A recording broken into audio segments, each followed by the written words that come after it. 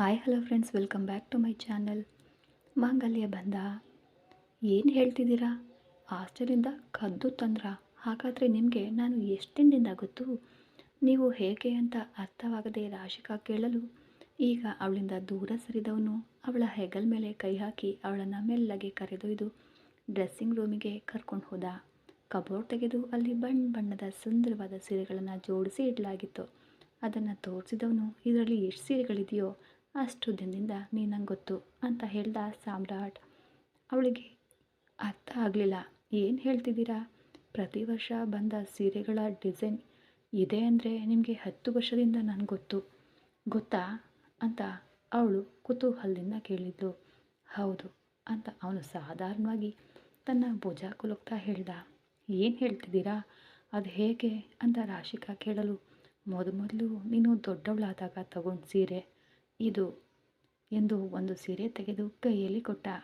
ಅದರ ನಂತರ ಅವಳ ಹುಟ್ಟುಹಬ್ಬ, ಸಂಕ್ರಾಂತಿ, ದೀಪಾವಳಿ, ಯುಗಾದಿ ಹಬ್ಬ, ಹೀಗೆ ಊರ ಜಾತ್ರೆ, ಮನೆ ವಿಶೇಷ ಅಂತ ಪ್ರತಿಯೊಂದನ್ನು ಸಾಲಾಗಿ ಹೇಳ್ತಾ ಅಲ್ಲಿರುವ ಸೀರೆಗಳನ್ನು ತೋರಿಸಲು ಅವಳಿಗೆ ತಲೆ ಸುತ್ತು ಬಂದಂತೆ ಆಯಿತು. ಇಲ್ಲಿ ನೋಡಿ, ನನಗೆ ತುಂಬ ಗೊಂದಲ ಆಗ್ತಿದೆ. ನೀವು ಹೇಳೋದೆಲ್ಲ ಕೇಳುವಾಗ ಏನೋ ಒಂದು ಸಂಬಂಧ ನಮ್ಮಿಬ್ಬರ ಮಧ್ಯೆ ಇರೋ ಹಾಗೆ ಅಂತ ಅನ್ನಿಸಿದ್ರು ನನಗೆ ಭಯ ಆಗ್ತಿದೆ ಅಂದ್ಲು. ಇಷ್ಟು ಸೀರೆಗಳು ನನಗೋಸ್ಕರ ಎತ್ತಿಟ್ಟಿದ್ದೀರಾ? ಇಷ್ಟು ಲವ್ ನಿಮ್ಮ ಮನಸ್ಸಲ್ಲಿ ಇದ್ದರೆ ಒಂದು ಸಲನಾದರೂ ನೀವು ನನ್ನ ಮುಂದೆ ಬರ್ಬೋದಿತ್ತಲ್ವಾ?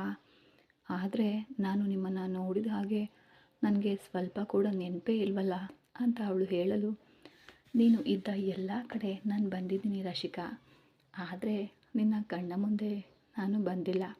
ನಿನ್ನ ಕಣ್ಮುಂದೆ ನಾನು ಬಂದರೆ ಅದು ನಿನ್ನ ಗಂಡನಾಗಿಯೇ ಬರಬೇಕು ಅನ್ನೋದು ನನ್ನ ಹಲವು ವರ್ಷಗಳ ಕನಸು. ಅದಕ್ಕೆ ನಿನ್ನ ಮುಂದೆ ನಾನು ಬಂದಾಗ ನಿನ್ನ ಗಂಡನಾಗಿದ್ದೆ ಅಂತ ಕಣ್ಣುಗಳಲ್ಲಿ ಪ್ರೀತಿಯೊಂದಿಗೆ ಸಾಮ್ರಾಟ್ ಹೇಳಲು, ಅವಳನ್ನೇ ಅರಿಯದ ಒಂದು ಭಾವನೆ ಅವಳಲ್ಲಿ ಉಂಟಾಯಿತು. ಸರಿ, ನೀವು ಆಚೆ ಹೋಗಿ, ನಾನು ಸ್ನಾನ ಮಾಡಿ ಡ್ರೆಸ್ ಚೇಂಜ್ ಮಾಡ್ಕೊಂಡು ಬರ್ತೀನಿ ಅಂತ ಹೇಳಿದ್ಲು. ಆಗ ಅವನು ಅವಳ ಕೈಯಲ್ಲಿ ಕೊಟ್ಟ ಸೀರೆಯನ್ನು, ಈ ಸೀರೆ ಉಟ್ಕೊಂಡು ಬಾ ಅಂತ ಹೇಳಲು ಅವಳು ಆ ಸೀರೆಯನ್ನು ಇಟ್ಟು ಸ್ನಾನಕ್ಕೆ ಹೋದಳು. ಸಾಮ್ರಾಟ್ ಹೊರಗಡೆ ಬಂದು ಕಾಯ್ತಾ ಇದ್ದ. ಸ್ವಲ್ಪ ಹೊತ್ತಿನಲ್ಲಿ ಸ್ನಾನ ಮುಗಿಸಿ ಆ ಸೀರೆಯನ್ನು ಉಟ್ಕೊಂಡು ತಲೆಯನ್ನು ಟವಲ್ ಸುತ್ತಕೊಂಡು ರಾಶಿಕಾ ಹೊರಗಡೆ ಬಂದಳು. ಅವಳನ್ನು ನೋಡ್ದವನು ದಂಗಾಗಿ ಹೋದ. ಓಯ್, ಏನಿದು ಹೀಗೆ ತಲೆಯಲ್ಲಿ ಟವಲ್ ಕಟ್ಕೊಂಡು ಬಂದಿದೀಯಾ? ಒದ್ದೆ ತಲೆಯಲ್ಲಿ ಇದ್ದರೆ ಶೀತ ಹಿಡಿಯುತ್ತೆ, ಬಾಬಾ ಅಂತ ಅವನೇ ಡ್ರೆಸ್ಸಿಂಗ್ ರೂಮ್ಗೆ ಕರ್ಕೊಂಡು ಹೋಗಿ ಡ್ರೆಸ್ಸಿಂಗ್ ಟೇಬಲ್ ಮೇಲೆ ಮುಂದೆ ಇರುವ ಸ್ಟೂಲ್ ಮೇಲೆ ಅವಳನ್ನು ಕೂರಿಸಿ ಹೇರ್ ಡ್ರೈಯರ್ ತೆಗೆದು ಅವಳ ತಲೆ ಕೂದಲನ್ನು ಪಕ್ವವಾಗಿ ಒಣಗಿಸಿದ. ಅದರ ನಂತರ ಅವನೇ ಅವಳಿಗೆ ತಲೆ ಬಾಚಿ ಜಡೆ ಹಾಕಿ ಅವಳಿಗೆ ಪೌಡರ್ ಹಾಕಿ ಬೊಟ್ಟು ಇಟ್ಟು ಕುಂಕುಮವನ್ನು ಕೂಡ ಇಟ್ಟವನು ತನ್ನ 2 ಕೈಗಳನ್ನು ಸುತ್ತಿ ದೃಷ್ಟಿ ತೆಗೆದು, ದೇವತೆ ಥರ ಇದೆಯಾ, ಸರಿ ನೀನು ಆಚೆ ವೆಯ್ಟ್ ಮಾಡು, ನಾನು ಸ್ನಾನ ಮಾಡಿಕೊಂಡು ಬರ್ತೀನಿ ಅಂದ. ಅವನನ್ನು ನೋಡಲು ಅವಳಿಗೆ ಆಶ್ಚರ್ಯ ಆಯಿತು. ಚಿಕ್ಕ ವಯಸ್ಸಿನಲ್ಲಿ ಅವಳ ಅಮ್ಮ ಹೀಗೆ ಅವಳನ್ನು ನೋಡ್ಕೊಳ್ತಾ ಇದ್ರು. ಅವಳಿಗೆ ಸ್ನಾನ ಮಾಡಿಸಿ, ಅವಳ ತಲೆ ಒರೆಸಿ, ಅವಳಿಗೆ ಪೌಡರ್ ಹಾಕಿ ಬೊಟ್ಟಿಟ್ಟು ಕೊನೆಯಲ್ಲಿ 2 ಕೈಗಳಿಂದ ಸುತ್ತಿ ದೃಷ್ಟಿ ತೆಗೆಯೋದು ಅವಳ ಅಮ್ಮನ ಅಭ್ಯಾಸ. ಅವಳ ಅಮ್ಮ ತೀರ್ಕೊಂಡ ನಂತರ 13 ವರ್ಷಗಳು ಅವಳಿಗೆ ಯಾವುದೇ ಪ್ರೀತಿ ಸಿಗಲಿಲ್ಲ. ಆದರೆ ಇಂದು ತನ್ನ ಗಂಡನಲ್ಲಿ ತನ್ನ ತಾಯಿಯನ್ನು ಕಂಡಂತೆ ಅವಳಿಗೆ ಭಾಸ ಆಯಿತು. ಮಗುಳ್ನಗೆಯೊಂದಿಗೆ ಹೊರಗಡೆ ಹೋಗಿ ಅವನ ಬಗ್ಗೆ ಯೋಚಿಸ್ತಾ ಸೋಫಾದಲ್ಲಿ ಕುಳಿತಿದ್ಲು. ಅವಳು ಎಷ್ಟೇ ಬಾರಿ ಯೋಚಿಸಿ ನೋಡಿದರೂ ಸಾಮ್ರಾಟ್ನನ್ನು ಇದಕ್ಕೂ ಮೊದಲು ಎಲ್ಲಿ ನೋಡಿದ ಹಾಗೆ ಅನ್ನಿಸಲೇ ಇಲ್ಲ. ಆದರೆ ಅವನಲ್ಲಿ ಸಿಗುವ ಆ ಭಾವನೆ ತನ್ನ ತಾಯಿಯಲ್ಲಿ ಅನುಭವಿಸಿದ್ದು ಅವಳಿಗೆ ಅರ್ಥ ಆಯಿತು. ಸ್ವಲ್ಪ ಹೊತ್ತಿನಲ್ಲಿ ಸ್ನಾನ ಮುಗಿಸಿ ಬಿಳಿ ಪಂಚೆ ಶರ್ಟ್ ಹಾಕ್ಕೊಂಡು ಎಂದಿನಂತೆ ಸುಂದರವಾಗಿ ತಯಾರಾಗಿ ತನ್ನ ಹೆಂಡತಿ ಮುಂದೆ ಬಂದು ನಿಂತ ಸಾಮ್ರಾಟ್. ಅವನನ್ನು ನೋಡಿದವಳು ಹಾಗೆ ತಡವರಿಸಿದ್ಲು, ಆದರೆ ಅವನಲ್ಲಿ ಅದನ್ನು ಅವಳು ತೋರಿಸ್ಕೊಳ್ಳಿಲ್ಲ. ಸರಿ, ಓಕೆ ರಾಶಿಕಾ, ಬಾ, ಇವತ್ತು ನಮ್ಮ ಮನೇಲಿರೋ ಎಲ್ಲರನ್ನ ನಿನಗೆ ಪರಿಚಯ ಮಾಡಿಸ್ತೀನಿ. ನಿನ್ನೆ ರಿಸೆಪ್ಷನಲ್ಲಿ ನಿನಗೆ ಯಾರು ಏನು ಅಂತ ಸರಿಯಾಗಿ ಗೊತ್ತಾಗಿರಲ್ಲ. ಅದಕ್ಕೆ ಇವತ್ತು ಬಾ, ನಮ್ಮ ಫ್ಯಾಮಿಲಿ ಮೆಂಬರ್ಸ್ ಎಲ್ಲರನ್ನ ಒಬ್ಬರನ್ನು ಬಿಡದ ಹಾಗೆ ನಿನಗೆ ಇಂಟ್ರಡ್ಯೂಸ್ ಮಾಡಿಸ್ಕೊಡ್ತೀನಿ ಅಂತ ತನ್ನ ಹೆಂಡತಿ ಕೈನ ಹಿಡಿದು ಕೆಳಗಡೆ ಕರ್ಕೊಂಡು ಹೋದ ಸಾಮ್ರಾಟ್. ಮೆಟ್ಟಿಲಲ್ಲಿ ಇಬ್ಬರು ಇಳಿದು ಬರಲು ಕುಟುಂಬದವರೆಲ್ಲರೂ ಅವರನ್ನೇ ನೋಡ್ತಾಯಿದ್ರು. ಎಂತಹ ಅದ್ಭುತವಾದ ಜೋಡಿ, ಹೊಂದಾಣಿಕೆ ಅಂತ ತನ್ನ ಮಗ ಸೊಸೆಗೆ ತನ್ನ ಕೈಯಾರೆ ದೃಷ್ಟಿ ತೆಗೆದ್ರು ಸಾಮ್ರಾಟ್ನ ಅಮ್ಮ. ಅಮ್ಮ, ನಮ್ಮ ನಮ್ಮಮ್ಮನನ್ನು ಆಶೀರ್ವಾದ ಮಾಡಿ ನನಗೆ ಅನ್ನುತ್ತಾ ಆಗಲೇ ತನ್ನ ತಾಯಿಯ ಕಾಲಿಗೆ ಹೆಂಡತಿಯೊಂದಿಗೆ ಬಿದ್ದನು. ಆಗ ಅವರು ಚೆನ್ನಾಗಿರಿ ಅಂತ ಕೂಡಲೇ ಇಬ್ಬರು ಎದ್ದರು. ಕುಟುಂಬ ಸದಸ್ಯರು ಎಲ್ಲರೂ ಇರಲು ಈಗ ಅಲ್ಲಿ ಇದ್ದ ಕೆಲವರು ವೇಗವಾಗಿ ಓಡಿ ಬಂದರು.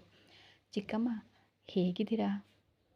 ನಿನ್ನೆ ಎಲ್ಲ ನಿಮ್ಮ ಹತ್ರ ಸರಿಯಾಗಿ ಮಾತಾಡೋಕ್ಕೆ ಆಗಲಿಲ್ಲ ಅಂತ ಒಬ್ಬ ಹುಡುಗಿ ಮಾತಾಡಲು, ಇವಳೆ ನಮ್ಮ ಹಿರಿಯ ಮಗಳ ಹಾಗೆ ಭಾರತಿ ಅಂತ ಪರಿಚಯಿಸಿದ. ಅವಳು ಅರ್ಥ ಆಗದೆ ನೋಡಲು, ನನ್ನ ದೊಡ್ಡಣ್ಣನ ಮಗಳು ಅಂತ ಹೇಳ್ದ. ಚಿಕ್ಕಮ್ಮ, ನಾನು ಕಾಲೇಜಿನಲ್ಲಿ 3rd ಇಯರ್ ಓದ್ತಿದ್ದೀನಿ ಅಂದ್ಲು. ರಾಶಿಕಾ ಹಾಯ್ ಎಂದು ಹೇಳಿ ನಕ್ಳು. ಅದರ ನಂತರ ಒಬ್ಬ ಹುಡುಗ ಬಂದನು. ಇವನ ಹೆಸರು ಅಶ್ವಿನ್, ನಮ್ಮ ಹುಡುಗಿ ಭಾರತೀಯ ತಮ್ಮ ಅಂತ ಪರಿಚಯಿಸಲು, ಚಿಕ್ಕಮ್ಮ ನಾನು ಕಾಲೇಜ್ 1st ಇಯರ್ ಓದ್ತಿದ್ದೀನಿ ಅಂದನು. ಅದರ ನಂತರ 2ನೇ ಅಣ್ಣನ ಮಕ್ಕಳನ್ನು ಪರಿಚಯಿಸಿದನು. ಈ ಪುಟ್ಟಿ ಆರ್ತಿ 12th ಓದ್ತಿದ್ದಾಳೆ. ಈ ಪುಟ್ಟ ಹುಡುಗ ಸುದರ್ಶನ್ ಈಗ 10th ಓದ್ತಿದ್ದಾನೆ ಅಂತ ಅವನ ಅಣ್ಣಂದಿರ 2 ಮಕ್ಕಳನ್ನು ಪರಿಚಯಿಸಿದ. ರಾಶಿಕಾ ವಯಸ್ಸಿನ ಒಬ್ಬ ಹುಡುಗಿ ಬಂದಳು. ಅಕ್ಕ ಹೇಗಿದ್ದೀರಾ ಅಂತ ಕೇಳಿದ್ಲು. ರಾಶಿಕಾ, ಇವಳು ನನ್ನ ಚಿಕ್ಕ ಅಕ್ಕನ ಮಗಳು ನೀಲು, ನಿನಗೆ ತಂಗಿ ಅಂತ ಪರಿಚಯಿಸಿದನು. ರಾಶಿಕಾ ಕೂಡ ನೀಲುಳೊಂದಿಗೆ ಮಾತಾಡಲು ಆಗಲೇ ಅತ್ತಿಗೆಯರಿಬ್ಬರು ಬರಲು, ಅವರೇ ದೊಡ್ಡ ಅತ್ತಿಗೆ ಸಾಧನ, ಇವರು 2nd ಅತ್ತಿಗೆ ಭಾನುಮತಿ ಅಂತ ಹೇಳ್ದ ಕೂಡಲೇ ನಮಸ್ಕಾರ ಅಕ್ಕ ಅಂದ್ಲು. ಏ ರಾಶಿಕಾ, ಏನು ಪಟ್ಟಂತ ಅಕ್ಕ ಅಂತ ಕರೆದೆ, ಅವರಿಬ್ಬರು ನಿನಗೆ ಅತ್ತೆಯಂದಿರು ಅಂತ ಹೇಳಲು ಕುಟುಂಬವೇ ಅರ್ಥವಾಗದೆ ನೋಡಿತು. ಆಘಾತದಲ್ಲಿ ಕಳೆಯುವ ಮುನ್ನವೇ ಅಲ್ಲಿ ಬಂದು ನಿಂತಿತು ಒಂದು ಪೊಲೀಸ್ ಜೀಪ್. ಅದನ್ನು ನೋಡಿದ ರಾಶಿಕಾಗೆ ಕೈಕಾಲು ನಡಗಲು ಶುರುವಾಯಿತು. ಹೋಯಿತು, ನಿನ್ನೆ ಇವರು ಕೊಲೆ ಮಾಡಿ ಬಂದಿದ್ದಕ್ಕೆ ಇವತ್ತು ಅರೆಸ್ಟ್ ಮಾಡಲು ಬರ್ತಿದ್ದಾರೆ ಅಂತ ಕಣ್ಗಳನ್ನು ಗಟ್ಟಿಯಾಗಿ ಮುಚ್ಕೊಂಡ್ಳು. ಗಾಂಭೀರ್ಯವಾಗಿ ಕಾಕಿ ಬಟ್ಟೆಯಲ್ಲಿ ಸಿಂಹದಂತೆ ಒಳಗಡೆ ಬಂದನು ACP ಸೂರ್ಯ. ಹೋಯಿತು, ನಿನ್ನೆ ಒಂದು ಕೊಲೆ ಮಾಡಿದ್ದು ಗೊತ್ತಾಗಿ ಬಂಧಿಸಲು ಬಂದಿದ್ದಾರೆ ಅಂತ ಕಣ್ಗಳನ್ನು ಗಟ್ಟಿಯಾಗಿ ಮತ್ತಷ್ಟು ಮುಚ್ಕೊಂಡ ರಾಶಿಕಾ ಅವಳನ್ನು ಓರೆಗಣ್ಣಿನಿಂದ ನೋಡಿದ ಸಾಮ್ರಾಟ್ಗೆ ನಗು ಬಂತು. ಅವಳ ಮನಸ್ಥಿತಿಯನ್ನು ಸಂಪೂರ್ಣವಾಗಿ ಅರ್ಥ ಮಾಡಿಕೊಂಡಿದ್ದ. ಬಂದ ವೇಗದಲ್ಲಿ ಸೂರ್ಯ, ಶುಭಾಶಯಗಳು ಅಣ್ಣ ಅಂತ ಸಾಮ್ರಾಟ್ನನ್ನು ತಬ್ಬಿಕೊಂಡನು. ಆ ಧ್ವನಿ ಕೇಳಿ ವೇಗವಾಗಿ ಕಣ್ಣು ತೆರೆದು ಅವರನ್ನು ನೋಡಿದ್ಲು ರಾಶಿಕಾ. ಏನಿದು, ಬಂಧಿಸಲು ಬಂದಿದ್ದಾರೆ ಅಂತ ಅಂದ್ಕೊಂಡ್ರೆ ತಪ್ಕೊಳ್ತಿದ್ದಾರೆ ಅಂತ ಅವರನ್ನು ಮೇಲಿಂದ ಕೆಳಗಿನವರೆಗೂ ನೋಡಿದ್ಲು. ಆಗ ಅವಳ ಕೈಯನ್ನು ಹಿಡಿದ ಸಾಮ್ರಾಟ್ ಅವಳನ್ನು ನೋಡಿ ಕಣ್ಣು ಮಿಟುಕಿಸಿದನು. ಅವಳಿಗೆ ಏನು ಅರ್ಥ ಆಯಿತೋ.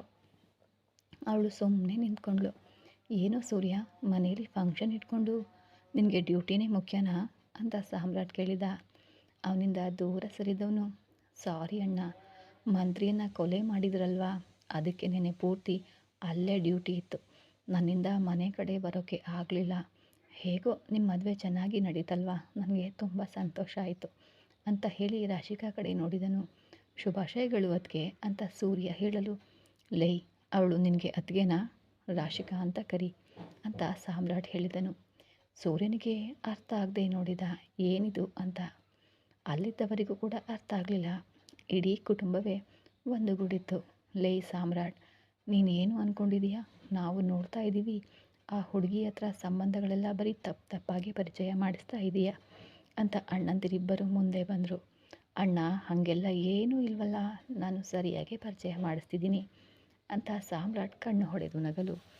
ಆಗ ಸಾಮ್ರಾಟ್ನ ಅಮ್ಮ, ಲೇ ಸಾಮ್ರಾಟ್, ನೀನು ಮಾಡೋದನ್ನೆಲ್ಲ ನಾವು ನೋಡ್ತಾನೆ ಇದ್ದೀವಿ. ಅದೇನೋ ನೀನು ಅತ್ತಿಗೆಯರು ಆ ಹುಡುಗಿಗೆ ಅಕ್ಕಂದಿರು ಅಂದರೆ ನೀನು ಅತ್ತೆಯಂದಿರು ಅಂತ ಹೇಳ್ತೀಯ. ನಿನ್ನ ಅಕ್ಕನ ಮಗಳು ಅವಳಿಗೆ ಸೊಸೆ ಆಗಬೇಕು ತಾನೇ, ಆದರೆ ನೀನು ತಂಗಿ ಅಂತ ಪರಿಚಯ ಮಾಡಿಸ್ತೀಯ. ಈಗೋ ಸೂರ್ಯ, ಅತ್ತಿಗೆ ಅಂತ ಕರೆದ್ರೆ ಹೆಸರು ಹಿಡಿದು ಕರಿ ಅಂತೀಯ, ಬಿಟ್ಟರೆ ನನ್ನ ಕೂಡ ಅತ್ತೆ ಅಲ್ಲ ಅಜ್ಜಿ ಅಂತ ಕರೆಯೋಕೆ ಹೇಳ್ತೀಯಾ ಅನಿಸುತ್ತೆ ಅಂತ ಅಮ್ಮ ಪ್ರೀತಿಯಿಂದ ಹೇಳಿದರು.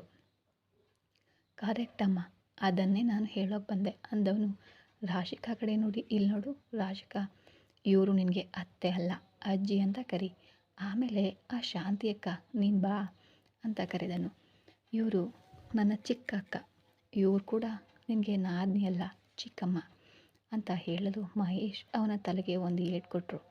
ಅಣ್ಣ ಅಂತ ತಲೆಯನ್ನು ಸವರ್ಕೊಳ್ತಾ ಅಣ್ಣನನ್ನು ನೋಡಲು ಏನೋ ಮಾಡ್ತಾ ಇದೀಯಾ ಮಗು ಥರ ಅವರನ್ನು ಹೀಗೆ ಇಲ್ಲದೆಲ್ಲ ಪರಿಚಯ ಮಾಡ್ತಾ ಅಂತ ನಗ್ತಲೇ ಕೇಳಿದರು. ರಾಶಿಕಾಳಿಗೂ ಅರ್ಥ ಆಗದೆ ನೋಡಿದ್ಲು. ಅಣ್ಣ, ನಾನು ಯಾಕೆ ಹೀಗೆಲ್ಲ ಹೇಳಿದೆ ಅಂತ ನಿಮಗೆ ಕಾರಣ ಗೊತ್ತಾದರೆ ನೀವೇನು ಹೇಳಲ್ಲ ಅಂದನು ಸಾಮ್ರಾಟ್. ಯಾಕೆ, ಏನು ಕಾರಣ ಅಂತ ಕೇಳಲು, ಹೀಗೆ ದಿಢೀರಂತ ಕೇಳಿದರೆ ಹೇಗೆ ಹೇಳೋದು ಅಂತ ಬಾಯಲ್ಲೇ ಗೊಣಗಿದನು ಸಾಮ್ರಾಟ್. ಏನದು ಅಂತ ಚಿಕ್ಕಣ್ಣ ಸುರೇಶ್ ಕೇಳಿದರು. ಅದು ಏನೂ ಇಲ್ಲ ಅಣ್ಣ ಅಂದನು. ಏನೂ ಇಲ್ಲ ಅನ್ನೋದು ಅಂದರೆ ಏನೋ ಅಂತ ಮಹೇಶ್ ಅಣ್ಣ ಕೇಳಿದರು. ಅದು ಏನಂದರೆ ಅಣ್ಣ, ನನ್ನ ಹೆಂಡತಿ ಅಮ್ಮ ಅಪ್ಪ ಇಲ್ಲದ ಒಂಟಿಯಾಗಿ ಹಾಸ್ಟೆಲ್ನಲ್ಲಿ ಬೆಳೆದವಳು. ಅವಳಿಗೆ ಸ್ವಂತ ಅಂತ ಹೇಳ್ಕೊಳ್ಳೋಕ್ಕೆ ಯಾರೂ ಇಲ್ಲ. ನಾನು ಬೇರೆ ಅವಳಿಗೆ ಇಷ್ಟ ಇಲ್ಲದೆ ತಾಳೆ ಕಟ್ಟಿ ಎತ್ಕೊಂಡು ಬಂದುಬಿಟ್ನಾ. ಇವತ್ತಿನವರೆಗೂ ಅವಳಿಗೆ ಈ ಮನೆಯಲ್ಲಿ ಇರೋರನ್ನು ನೋಡಿದರೆ ತುಂಬ ಪರಾಕಿಯ ಅಂದರೆ ಹೊರಗಡೆ ಥರ ಕಾಣ್ತಿದೆ. ಅದಕ್ಕೆ ಅವಳಿಗೆ ನಮ್ಮ ನೀಲುಗಿಂತ 2 ವರ್ಷ ಅಷ್ಟೇ ವಯಸ್ಸು ಜಾಸ್ತಿ. ಹಾಗಿರುವಾಗ ಅವಳ ಅಮ್ಮನನ್ನು ಅತ್ತೆ ಅಂತ ಕರೆಯೋಕ್ಕೆ ಹೇಗೆ ಸಾಧ್ಯ? ಹೆಚ್ಚು ಕಡಿಮೆ ನೀಲು ಮತ್ತು ಇವಳು ಒಂದೇ ಥರ ತಾನೇ. ಅದಕ್ಕೆ ನಾನು ನೀಲುನ ರಾಶಿಕಾಗೆ ತಂಗಿ ಅಂತ ಹೇಳಿದೆ. ಅತ್ತಿಗೆ ಎಂದಿರನ್ನು ಅತ್ತೆ ಎಂದಿರು ಅಂತ ಹೇಳಿದೆ ಎಂದವನು ತನ್ನ ಅಕ್ಕನ ಕಡೆ ನೋಡಿ, ಆಮೇಲೆ ಶಾಂತಿ ಅಕ್ಕ, ಇನ್ಮೇಲೆ ನೀಲು ಮಾತ್ರ ನಿನಗೆ ಮಗಳಲ್ಲ, ನನ್ನ ಹೆಂಡ್ತಿನೂ ಕೂಡ. ಅವಳಿಗೂ ನೀವೇ ಅಮ್ಮ ಅಪ್ಪ ಅಂದರೆ ಯೋಚಿಸಿ ನೋಡಿ, ನಾನು ಹೇಳಿದ ಸಂಬಂಧಗಳು ಸರಿ ತಾನೇ ಅಂತ ಒಂದು ರೀತಿಯಲ್ಲಿ ಎಲ್ಲರ ಗೊಂದಲವನ್ನು ಪರಿಹರಿಸಿದನು ಸಾಮ್ರಾಟ್. ಅಯ್ಯೋ ನನ್ನ ಬಂಗಾರ, ನನ್ನ ದೃಷ್ಟಿನೇ ಬಿದ್ದು ಹೋಗಿಬಿಡುತ್ತೆ ನಿನಗೆ ಅಂತ ಮತ್ತೊಮ್ಮೆ ಮಗನಿಗೆ ದೃಷ್ಟಿ ತೆಗೆದರು ಸಾಮ್ರಾಟ್ನ ತಾಯಿ. ನೀನು ಹೇಳಿದ್ದು ನನಗೆ ಸ್ಪಷ್ಟವಾಗಿ ಅರ್ಥ ಆಯಿತು. ಆ ಮಗುಗೆ ಈ ಮನೆ ಹೊಸ್ತು, ಯಾರೂ ಇಲ್ಲದೆ ಬೆಳೆದ ಮಗು ಇಲ್ಲಿ ಹೊರಗಡೆಯವಳಾಗಿ ಕಾಣಬಾರ್ದು ಅಂತ ಅವಳಿಗೆ ಎಲ್ಲರನ್ನ ಹತ್ತಿರವಾಗಿಸ್ತಾ ಇದ್ದೀಯ. ಅವಳಿಗಾಗಿ ಒಂದು ಅಮ್ಮ ಅಪ್ಪನನ್ನು ಕೊಟ್ಟು ನೀವು 4 ಜನ ಅವಳಿಗೆ ಸೋದರ ಮಾವಂದಿರಾಗಿದ್ದೀರಾ ಅಲ್ವಾ ಅಂತ ಅಮ್ಮ ಕೇಳಿದರು. ಕರೆಕ್ಟ್ ಅಮ್ಮ, ಅದೇ ಅಂತ ಹೇಳಲು ಈಗ ಬಂದ ಹಿರಿಯರು, ಲೇ ಸಾಮ್ರಾಟ್, ನೀನು ಹೇಳ್ತಿರೋದು ಸರಿ ಕಣೋ. ಮೊಮ್ಮಗಳ ವಯಸ್ಸೇ ಆ ಮಗುನ ಸೊಸೆ ಅಂತ ಹೇಗೆ ಕರೆಯೋದು? ಇನ್ಮೇಲೆ ನಮ್ಮ ಮೊಮ್ಮಗಳಾಗೇ ಇರಲಿ. ಏನಮ್ಮ ಶಾಂತಿ, ನಿನಗೆ ಇನ್ನೊಬ್ಬ ಮಗಳು ಸಂತೋಷನಾ ಅಂತ ಅಪ್ಪ ಕೇಳಿದರು. ಒಂದು ಮಗುನ ಈ ಮನೆಗೆ ಕೊಟ್ಟು ಒದ್ದಾಡ್ತಿರೋ ನನಗೆ ಮತ್ತೆ ಒಬ್ಬ ಮಗಳನ್ನು ನನ್ನ ತಮ್ಮ ಕೊಟ್ಟಿದ್ದಾನೆ. ತುಂಬ ಸಂತೋಷ ಅಪ್ಪ ಅಂತ ಕಣ್ಣೀರು ಹಾಕಿದ್ಲು ಶಾಂತಿ. ಆ ಕ್ಷಣ ಎಲ್ಲರ ಕಣ್ಣಲ್ಲೂ ನೀರು ತರಿಸ್ತು. ಈ ಕತೆ ಮುಂದುವರಿಯುವುದು. ಈ ಕತೆ ಬಗ್ಗೆ ನಿಮ್ಮ ಅನಿಸಿಕೆಗಳನ್ನು ಕಮೆಂಟ್ ಮೂಲಕ ತಿಳಿಸಿ. ಕತೆ ನಿಮಗೆ ಇಷ್ಟ ಆಗ್ತಾಯಿದ್ರೆ ದಯವಿಟ್ಟು ಚಾನಲನ್ನು ಸಬ್ಸ್ಕ್ರೈಬ್ ಮಾಡಿಕೊಂಡು ಲೈಕ್ ಮಾಡಿ. ಹಾಗೆ ಮೆಂಬರ್ಶಿಪ್ ತಗೊಂಡು ನಮಗೆ ಸಪೋರ್ಟ್ ಕೂಡ ಮಾಡಿ. ಧನ್ಯವಾದಗಳು.